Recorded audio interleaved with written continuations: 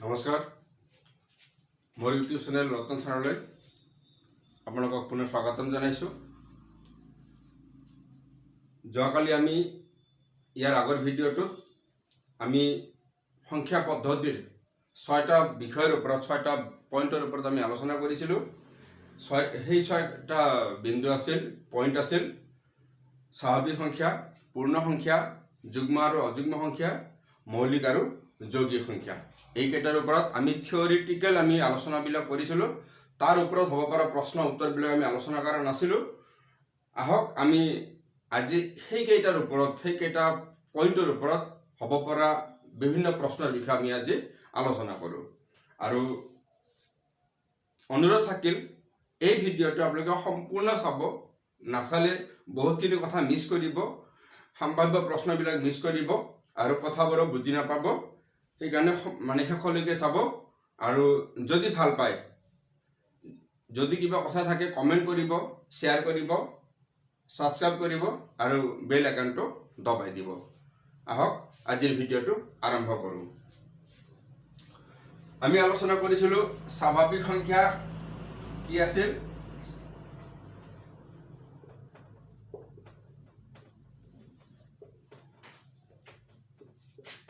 একৰ পৰা আৰম্ভ হয় স্বাভাৱিক সংখ্যাবোৰ, নেচাৰেল নাম্বাৰবোৰ, আৰু পূৰ্ণ সংখ্যা আৰম্ভ হয় কিমানৰ পৰা? শূন্যৰ পৰা। এইখিনিতে উদ্ভৱ হ'ব পৰা প্ৰশ্ন হ'ল এই দুটাৰ মাজত, বহুত বেছি নহ'ব, খুব বেছি কথাবিলাক টান নহয়, যে স্বাভাৱিক সংখ্যাৰ একেবাৰে আটাইতকৈ সৰু স্বাভাৱিক সংখ্যাটো হ'ল 1 আৰু আটাইতকৈ সৰু পূৰ্ণ সংখ্যাটো হ'ল 0। মনত ৰাখিব, আটাইতকৈ সৰু স্বাভাৱিক সংখ্যাটো হ'ল 1 আৰু আটাইতকৈ সৰু পূৰ্ণ সংখ্যাটো হ'ল 0। তে এইখিনিৰ ভিতৰতে অলপ অকাই পকাই কিবা যিকোনো প্ৰশ্ন হ'ব পাৰে। আপোনালোকে এই দুটা কথা মনত ৰাখিলে ইয়াৰ পৰা হ'ব পৰা প্ৰশ্ন আপোনালোকৰ এৰা নপৰিব। তাৰপিছত চাওক, এই স্বাভাৱিক সংখ্যা আৰু পূৰ্ণ সংখ্যা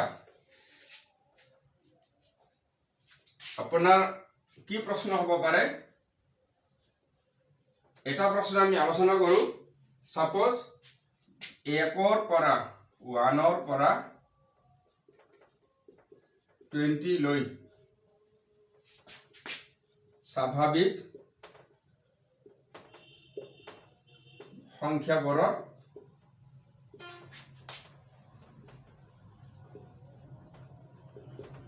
যোগফল কিমান?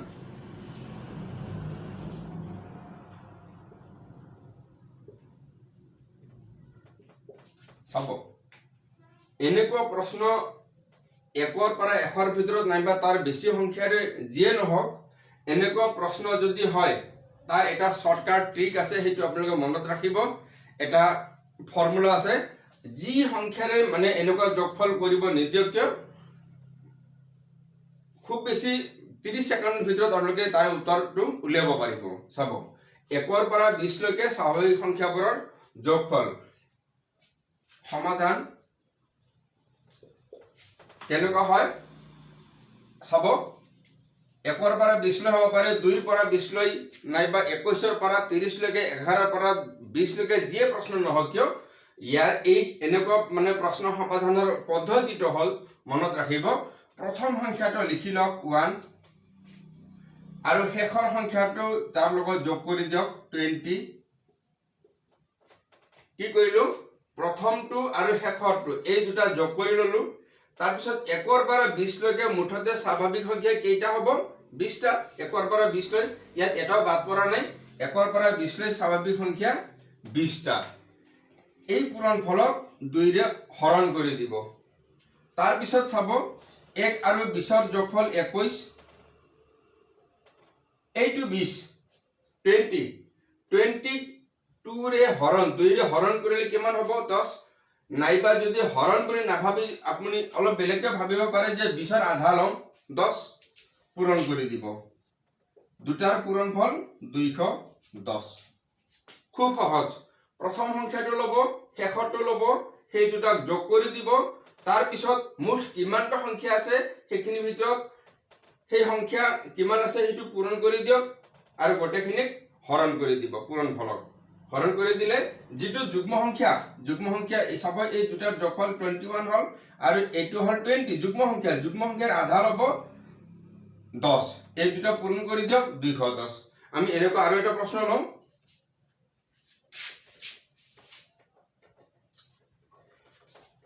এতিয়া আমি সংখ্যাটো আমি মাজৰ পৰা লম অলপ জটিল ভাবে লম সাপোজ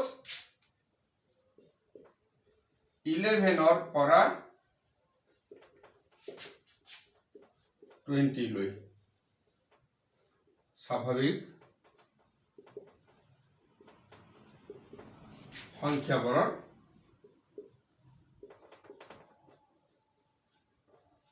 যোগফল কিমান ইয়াৰ আগতে 20 লৈকে লৈছিল আমি এইটো জানিবা অলপ বেলেগ লম 30 লৈকে লম অলপ বেছি লম 30 সব কি আছিল প্ৰথমটো লব 11 যোগ কৰিব শেষৰটো লব 30 দুটা যোগ কৰি দিল তাৰপিছত 11 ৰ পৰা 30 লৈকে সংখ্যা কেইটা হ'ব হিসাব কৰি লব 11 পৰা 30 লৈকে কিমান হয় 11 12 13 14 15 16 17 18 19 20 আৰু ইফালে 10 30 20 টা হল সেই 20 ইয়াত পূৰণ কৰি দিয়ক গোটেইখিনিৰ পূৰণফলক 2 ৰে হৰণ কৰি দিয়ক এই দুটাৰ যোগফল 30 আৰু 11 যোগফল হ'ব 41 20 ৰ আধা 10 এই দুটাৰ পূৰণফল 410 খুব ইজি আৰু এটা প্ৰশ্ন লম মুঠতে এনেকুৱা যি প্ৰশ্ন হ'ব আপোনালোকৰ কনসেপ্ট একেবাৰে ক্লিয়াৰ হৈ যাব অলপ মনোযোগ দি চাব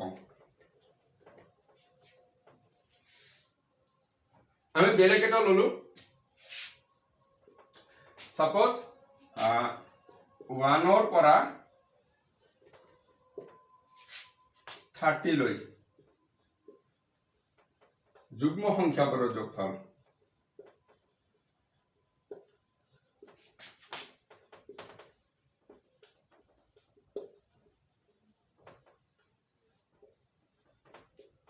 কিমানটো নিলিখিলো মই সিধা প্ৰশ্নপত্ৰক দিলো এইটো চাব 1 ৰ পৰা 30 লৈ যুগ্ম সংখ্যাবোৰৰ যোগফল এতে 1 টো যুগ্ম সংখ্যা নহয় ই অযুগ্ম 1 ৰ পৰা 30 লৈ যুগ্ম সংখ্যা আৰম্ভণি কত হ'ব 1 ৰ পিছত 2 প্ৰথম যুগ্ম সংখ্যাটো হ'ব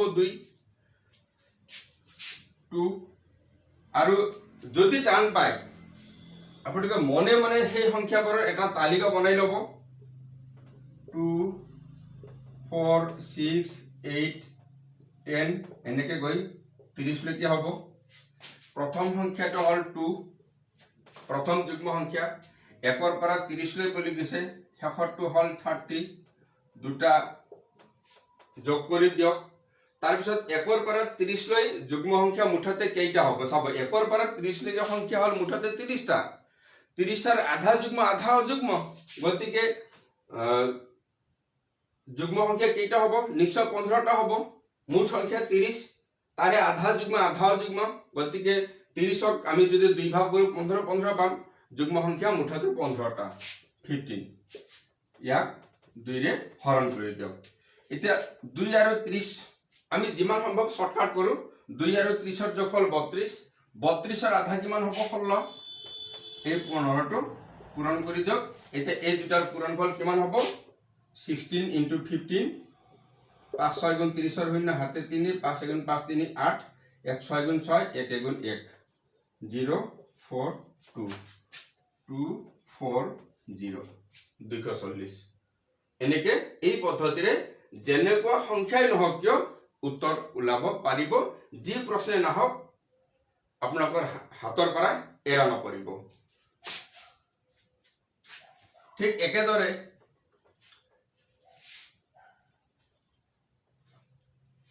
একটু 1 ৰ পৰা 30 লৈ যদি অযুগ্ম সংখ্যাৰ কথা সোধে অযুগ্ম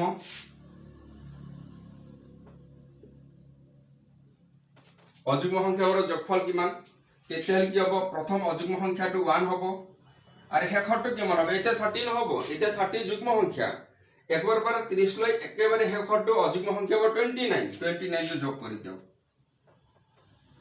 কৰি দিলে তাৰ পিছত মুঠ কেইটা অযুগ্ম সংখ্যা হ'ব একবাৰ পৰা 30 লৈকে 15টা 15 পূৰণ ডিভাইডেড বাই 2 1 আৰু 29ৰ যোগফল 30 30ৰ আধা 15 ইনটু 15 এই দুটাৰ পূৰণফল হ'ব 225 চাব 15 into 15 5 percent 25 5 7 2 5 second 5 2 हाथ 1 5 गुण 5 1 1 गुण 1 7 5 12 2 225 এইটো এই পদ্ধতিৰে এনেকৈ যি প্ৰশ্ন নহওক সমাধান কৰিব পাৰিব কথাখিনি ভালকে মনত ৰাখিব আৰু যদি নুবুজে দুই তিনবাৰ মান প্লে কৰি চাব ৰৈ যাব মনত এতিয়া এইখিনি হল স্বাভাৱিক আৰু পূৰ্ণ সংখ্যাৰ হ'ব পৰা প্ৰশ্ন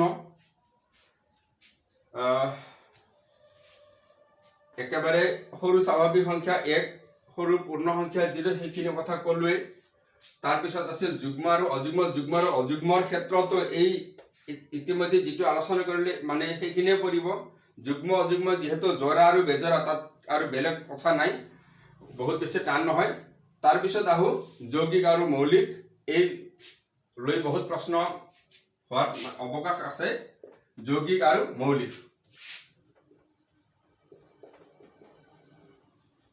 যৌগিক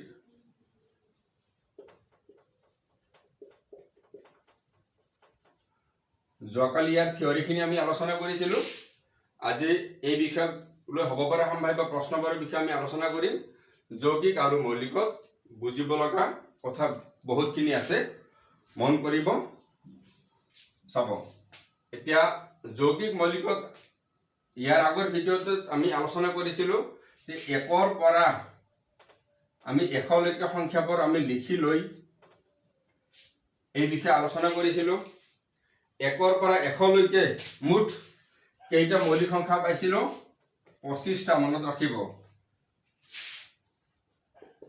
1ৰ পৰা 100 লৈ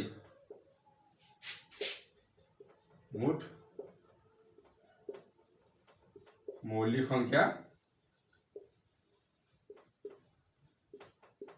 কিমানটা 25টা আৰু এই 25ত এটা ভাগ আছে মন কৰিব 1ৰ পৰা 25 লৈকে এই সংখ্যা লৈকে মুঠ 9টা মৌলিক সংখ্যা 26ৰ পৰা 50 লৈকে 6টা মৌলিক সংখ্যা আৰু 51ৰ পৰা 100 লৈকে মুঠ 10টা মৌলিক সংখ্যা এই তিনিটাৰ যোগফল হল 25 মনত ৰাখিব 1ৰ পৰা 100 লৈকে মুঠ মৌলিক সংখ্যা হল 25টা এইটো এটা হল তাৰ পিছত যৌগিক মৌলিকত হ'ব পৰা আৰু এটা প্ৰশ্ন হল যে আটাইতকৈ ক্ষুদ্ৰ মৌলিক সংখ্যাটো কি এই প্ৰশ্ন বেছি সহজ হয় নাহে তথাপিও মানে আমি আলোচনাৰ ক্ষেত্ৰত মানে ক'ব লগা হৈছে আটাইতকৈ ক্ষুদ্ৰ মৌলিক সংখ্যা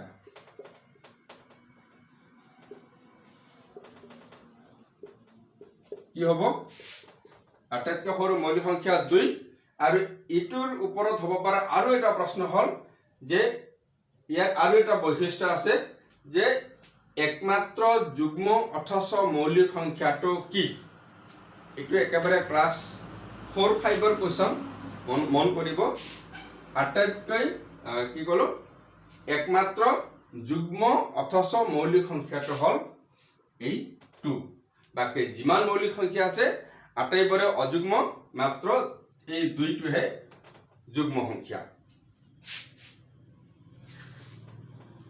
তাৰ পিছত আৰু হ'ব পৰা বহুত প্ৰশ্ন আছে আমি জানো যে এটা অংকেৰে লিখিব পৰা আটাইতকৈ সৰু সংখ্যাটো হল 1 আৰু এটা অংকেৰে লিখিব পৰা আটাইতকৈ ডাঙৰ অংকটো হল 9 দুটা অংকেৰে লিখিব পৰা আটাইতকৈ সৰু সংখ্যাটো হল 10 দুটা অংকেৰে লিখিব পৰা আটাইতকৈ ডাঙৰ সংখ্যাটো হ'ল 99, তিনিটা অংকেৰে লিখিব পৰা আটাইতকৈ সৰু সংখ্যাটো 100 আৰু ডাঙৰটো হ'ল 999। এনেকৈ আগবাঢ়ি যায়।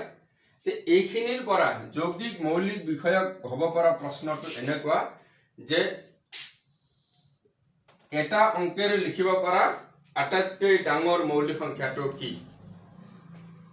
বিষয়টো টান নহয়, মানে বুজিবলৈ একো টান নাই, কিন্তু কনফিউজন হৈ যাব পাৰে পৰীক্ষাত। মন কৰিব যে এটা অংকেৰে লিখিব পৰা মৌলিক সংখ্যা ক'ত আৰম্ভ হয়? 2 3 5 7, তাৰপিছত আহিল 11। এটা অংকেৰে লিখিব পৰা আটাইতকৈ ডাঙৰ মৌলিক সংখ্যাটো হ'ব 7। মনত ৰাখিব 7। আৰু দুটা অংকেৰে লিখিব পৰা আটাইতকৈ সৰু মৌলিক সংখ্যাটো কি হ'ব? 11। দুটা অংকেৰে লিখিব পৰা আটাইতকৈ সৰু মৌলিক সংখ্যাটো হ'ব 11 আৰু দুটা অংকেৰে লিখিব পৰা আটাইতকৈ ডাঙৰ মৌলিক সংখ্যাটো হ'ব 97। মনত ৰাখিব এইটোত হ'ল আটাইতকৈ সৰুটো আৰু আটাইতকৈ ডাঙৰ 7। দুটা অংকেৰে আটাইতকৈ সৰু 11, আটাইতকৈ ডাঙৰ 97। তিনিটা অংকেৰে লিখিব পৰা আটাইতকৈ সৰু মৌলিক সংখ্যাটো হ'ব 101 আৰু তিনিটা অংকেৰে লিখিব পৰা আটাইতকৈ ডাঙৰ মৌলিক সংখ্যাটো হ'ব 997। এইকেইটা কথা ভালকে মনত ৰাখিব। এটা অংকেৰে লিখিব পৰা আটাইতকৈ সৰুটো হ'ল 2, আটাইতকৈ ডাঙৰ 7। দুটা অংকেৰে লিখিব পৰা আটাইতকৈ সৰু মৌলিক সংখ্যা 11, ডাঙৰটো হ'ল 97।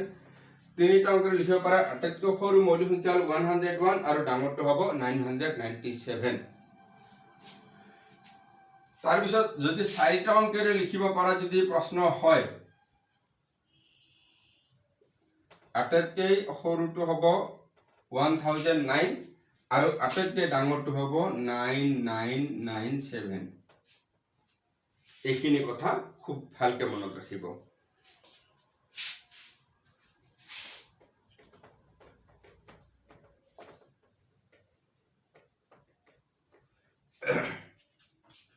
তাৰপিছত মৌলিক আৰু যৌগিক বিষয়ক প্ৰশ্ন।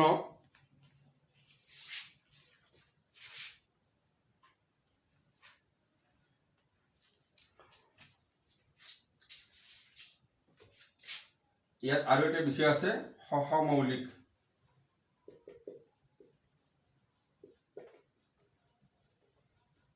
সহমৌলিক আৰু যমজ মৌলিক।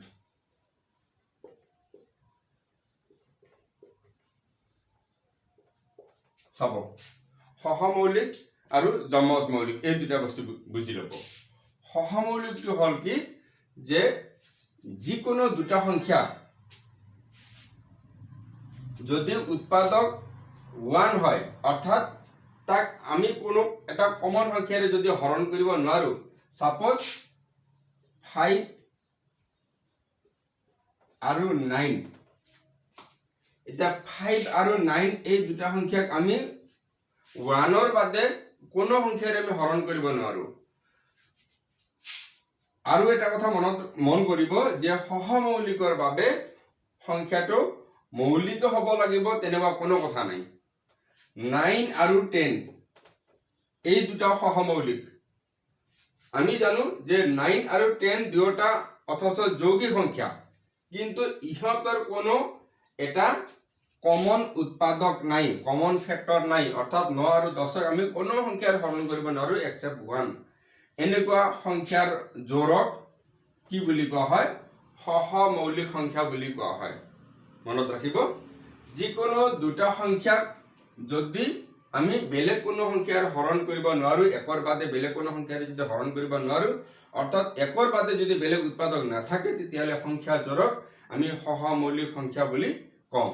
এনেকুৱা সংখ্যা আমি অজস্ৰ পাই যাম। 5 9 9 10 নাইবা বেলেগ ডাঙৰ সংখ্যা ল'ব পাৰো, সাপোজ 23 51 নাইবা 45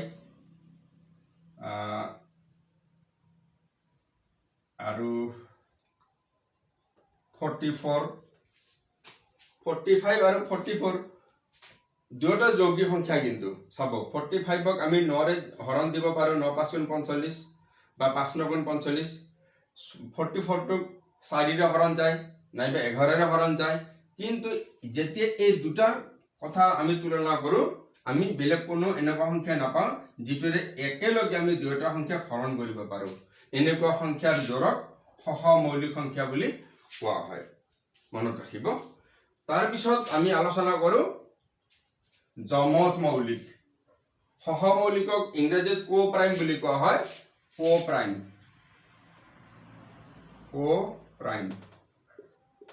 প্ৰাইম নাম্বাৰ আৰু যমজ মৌলিকক কোৱা হয় টুইন প্ৰাইম মনত ৰাখিব টুইন প্ৰাইম যমজ মৌলিক কি সহমৌলিকত যেনেকে সংখ্যাটো মৌলিক হোৱাৰ প্ৰয়োজন নাছিল কিন্তু টুইন প্ৰাইম যমজ মৌলিকৰ ক্ষেত্ৰত কিন্তু সংখ্যাবোৰ মৌলিক সংখ্যা হ'ব লাগিব এনেকুৱা মৌলিক সংখ্যা যিবোৰৰ পাৰ্থক্য 2 যিজোৰ সংখ্যাৰ মৌলিক সংখ্যাৰ পাৰ্থক্য 2 সেইবোৰক যমজ মৌলিক সংখ্যা বুলি কোৱা হয় যেনে 5 আৰু 7 চাব 5 টো এটা মৌলিক সংখ্যা আৰু 7 টো এটা মৌলিক সংখ্যা আৰু ইহঁতৰ যেটো ডিফাৰেন্স অৰ্থাৎ 7 ৰ পৰা যদি 5 বিয়োগ কৰে আপুনি 2 পাব এনেকুৱা মৌলিক সংখ্যাৰ জোৰক যমজ মৌলিক টুইন প্ৰাইম বুলি কোৱা হয় এনেকুৱা আৰু সংখ্যা আছে 3 আৰু 5 প্ৰথমে 3 5 টো প্ৰথমে লিখি লওঁ 3 5 5 7 চাব এনেকুৱা যমজ মৌলিক 1ৰ পৰা 100 লৈকে 8 জোৰ যমজ মৌলিক সংখ্যা আছে এটা প্ৰশ্ন হ'ব পাৰে যে 1ৰ পৰা 100 লৈকে যমজ মৌলিক কেইজোৰ আছে how many pairs of twin primes are there between 1 and 100 5 আৰু 7 11 13 তাৰ পিছত 17 19 চাব ইয়াৰ প্ৰতিটোৱে কিন্তু মৌলিক সংখ্যা 17 19 তাৰ পিছত হ'ব 29 31 পাৰিলে এইবিলাক লিখি লব মনত থাকিব 41 43 59 61 71 73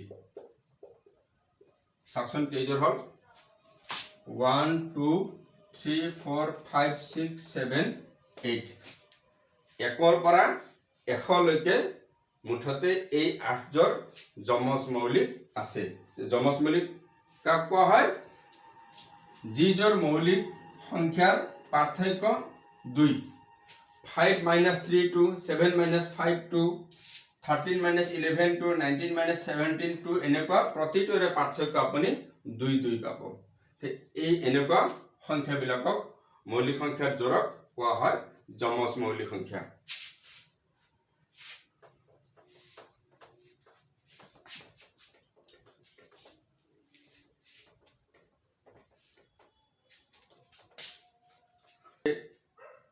আজিৰ আলোচনা ইয়াতে সামৰিছো পৰৱৰ্তী অহাকাইলৈ পুনৰ লগ পাম এই সংখ্যা পদ্ধতিৰ আৰু কিছু সম্ভাব্য প্ৰশ্ন আৰু কিছু আলোচনা লৈ তেতিয়ালৈকে আপোনালোকৰ পৰা বিদায় মাগিছো ধন্যবাদ জয় হিন্দ